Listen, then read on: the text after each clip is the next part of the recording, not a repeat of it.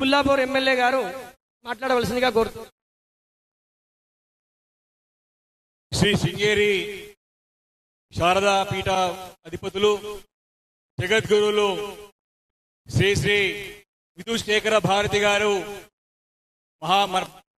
పెద్దలు, సాక్షాత్ పరమాత్మ స్వరూపులు వారు మన కుతుబుల్లాపూర్ నియోజకవర్గానికి మన ప్రాంతానికి విచ్చేసినందుకు మన ప్రాంత ప్రజలందరి తరపున ఎన్నో సంవత్సరాలుగా రోజులుగా స్వామి గారి గురించి రాక కోసం చూస్తున్నామని ప్రతి భక్తుల తరపున అందరి తరపున వారి పాదాభివందనం చేసుకుంటూ వారికి స్వాగతం సుస్వాగతం తెలియజేస్తూ మరి ఈశ్వరుని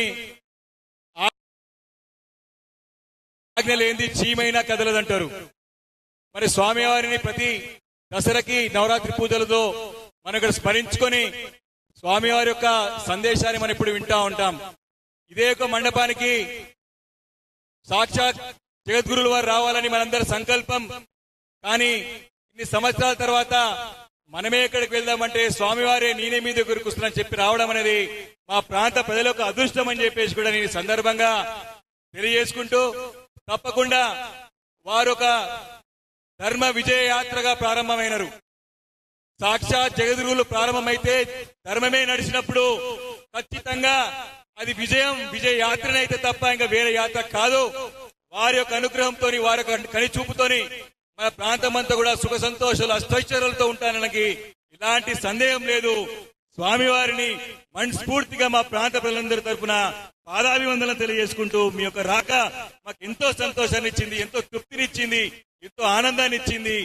ఇక్కడ కూడా సాక్షాత్తు మీరు మీ యొక్క పూర్తి యొక్క శాస్త్రోత్తమైన పూజలు పద్ధతులను ఇక్కడ స్థానికంగా మా రవిచంద్ర శర్మ గారు ఎప్పటికప్పుడు మీ యొక్క సందేశాన్ని మాకు ఇస్తూ మీ యొక్క పూజా పద్ధతులను అన్నిటి కూడా ప్రతి ఒక్కరు కూడా ఆచరిస్తూ సాక్షాత్ మేము అక్కడ రాకున్నా శారదా పీఠంకి అక్కడ మేము శృంగేరి పీఠం రాకున్నా శృంగేరి పీఠం ఇక్కడికి చూపెట్టి సాక్షాత్ మిమ్మల్ని ఎప్పుడు కూడా మమ్మల్ని కనుచూపులో మా కనుసన్నుల్లో మిమ్మల్ని చూపెడుతూ దర్శనమిస్తా ఉన్నారు.